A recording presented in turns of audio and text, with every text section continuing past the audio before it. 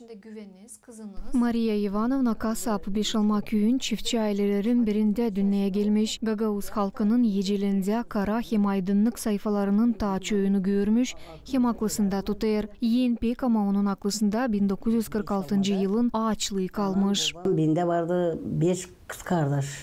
Ben hem küçüğüm. 46'da açan gelir ağaçlık. Benim 3 kakım biri 12 yaşında öyle. Biri 6, biri de 3. Yokmuş şeysinde da sabahleyin kıza geçermiş soktan. Mamam ağlar diye anladılar diye. Sabahleyin geçer. Kızım kızıkta diye ben 3'ünde diye sıvıttım o kıza. Uşaklarımı. Ardında da hiç kimse yok. Bir kişi gidiyor ardına ona. Kızıkta diye gereği gibi insan var. O türkü de var o. O açık türküsü var. Kızak dolu 100 kişi ardına gidiyor bir kişi.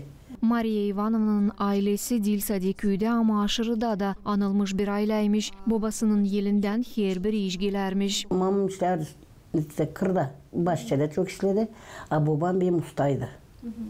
O duvar upravleni yaptılar bizim köyde. Eski Sovet'te işlediler.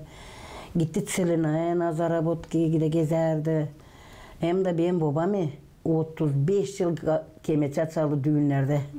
Değilse bizim köyün düğünlerinde. Ne baş gün kaldı, ne kongas.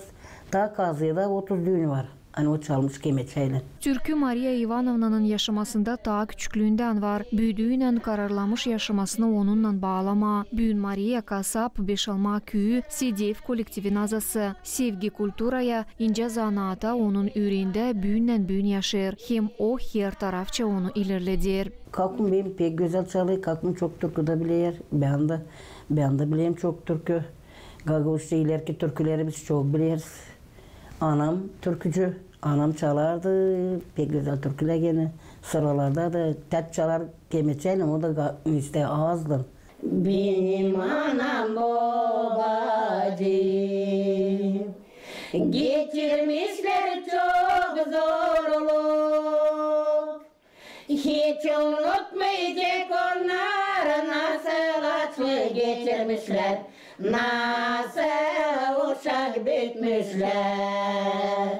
Var Maria Ivanovna'nın başka zanaatları da. Örnek gibi alalım. Anne o büyün her gün tanteli yörer. Bu zanaatı da anasından kabul etmiş. Ben onu her ürünlükte alayım. Ben basmacıkla da öğreyerim. Ben diğerimi öğreyerim. Ben çarşafla da vanca öğreyeyim. Var geniş tantel töle de öğreyerim. Televizyona koşayım. Kim de öğreyeyim. Bir ürünlükte vanca öğreyeyim, bir basmacık. Tantelili tertiplerden kara Maria Ivanovna gegeli kukayla pala da yörer. Ben bir gece oturayım, ben yarın pala öğreyerim.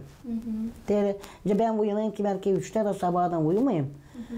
Ağlayırım, kızım da öğreyerim. Bunlar hepsi gece işi, bende gündüz işi yok. Ben gündüz zannettim. Her günkü ev hizmetinden hem zanaatlarından kara Maria Ivanovna Bişalma köyü Sidiyev kolektivin aktif paylanan birisi. Burada halk oyunlarını, türkülerini, evvelki zanaatları ilerletmek, yaşamaya da ihlam verir. Nişanlar Maria Ivanovna. İyi, ben oraya kaçara gideyim. Ben beğeniyorum. Pek beğeniyorum.